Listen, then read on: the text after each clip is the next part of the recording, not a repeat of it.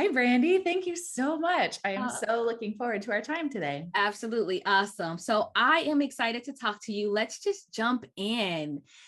Tell us and the audience about who you are, your services, and how did you come to this work? I am by trade a speech and voice pathologist. So that is my clinical healthcare background for the last 13 years. Mhm. And these days, I am now a full-time entrepreneur as a vocal empowerment guide. And for me, that means that I am here to guide women in leadership, executive, and otherwise to be able to keep their voices healthy, reliable, and have longevity in their work while also aligning to their inner voice, or what I call the intuition, so they can show up as their most authentic self. Awesome. How did you get into this work?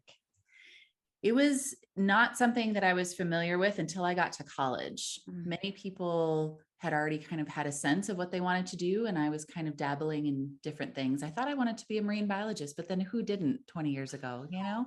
And so in that, I ended up deciding I was going to major in linguistics. And in that piece of classes, I discovered acoustics, which led me to voice. And once I found voice and this idea that people can learn about it and then further help others with it, I was hooked. And so I did everything I could to hone my specialization, get fellowships at voice clinics across the country. I worked in some of the top voice clinics, rehabilitating thousands of voices.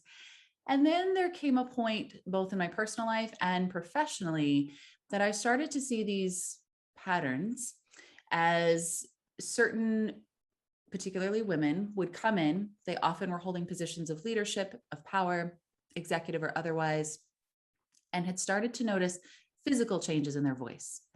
The quality wasn't as clear as it used to be. It was tiring and fatiguing to them. They were not feeling like they could get through a work day or a work week. Okay, noted. We would take a look, assess, everything would appear okay. But more and more, come to find out as we started to work on those aspects, they were in kind of two camps, I observed. One was they had shifted their voice unintentionally often because they tended to work in male dominated industries. Mm. And this shift for the kind of physical phenomenon was often a lower pitch, sometimes to sound authoritative or be heard in a room. And unfortunately, when your mechanism isn't built to be at that level, you do that too long, you put yourself at more and more risk for injury and truly not feeling like you are sounding like yourself. Yeah. And so that was one camp. The other camp was, I think it's important, at least for me, to notice what you're saying, why you're saying it, and how you feel about it. Does it match your values? Does it match your convictions? Yes. Do you believe it? You can be coached all day to speak a certain way, Mm-hmm. but that doesn't mean that when you say it, you or the audience is going to resonate with it. And when it doesn't match and there's kind of this, something's off, maybe not even consciously at first, Mm-hmm. we call that a dissonance. And so if we circle back to if that dissonance is there underlying this foundation of how you show up and are communicating, it can dilute the effectiveness. People might say, I don't like your tone, or comment on, your voice being this, that, or the other critical thing. And at the same time, the way you respond to that in your body can physically manifest as changes to your voice. That's powerful. It's so unique, and I can think of so many women that I've encountered across, just different levels of leadership, and not being able to name what felt inauthentic about them, but walking back to say, yeah, you didn't sound believable. Your voice sounded like you were trying too hard, or whatever the description was. That's really powerful. Yeah, Yeah, I find it absolutely. very an unconventional way, let's say, to come at something that a lot of people maybe consider, oh, I'm just nervous when I speak. Mhm, I just want to be heard. I just want to be seen, but I don't mhm, know how. mhm. And in that, I think the deeper you go into that, the more transformative it can be. Whereas this kind of surface level, well, let's just make sure all the presentation pieces look nice and shiny, doesn't always resonate with the person and therefore the audience. And that's why I come at it from two sides of the same coin. You can think of it that way, this inner voice and this outer voice, because the moment that you physically feel a difference, that's your power moment of choice. Oh, yeah. Have choices with your voice. You have choices to show up in mom voice, boss voice, loving, kind voice, whatever it's going to be. We so all true. have them. Yeah. So wouldn't it be cool to, and so incredibly profound for you to know your different voices, have that option when you choose, and within that, love them no matter what. Because those external criticisms, we're not here for that. They're going to be there today, tomorrow, forever. And in that, we need to be able to know our own voice and how that resonates with us. I love that. That's beautiful. Yeah, that is beautiful. Kudos to you. Oh, well, thank you for being open to helping this be an advocating platform. Absolutely. Absolutely. So I have two questions for you to leave with our participants as they get to know you more. If you were able to start a women's mentoring group of leaders who were accelerating in their career, so that might be just now entering middle management, exiting middle management and going into senior director, VP levels, or even into the C-suite, what would be the top 3 things you would want to ensure that those women walk away from in that group? Ooh. I reflected on this for a while because this is, as we spoke of the other day, kind of a soapbox that we could all spend some solid quality time on. I'm coming at it from this experience with corporate healthcare setting. And I often say that the masculinity in which many leaders approach situations and people is not serving everyone. And I think that's especially challenging for women to find that nuance. And I also think it's especially challenging for people like me who tend to be more connection oriented.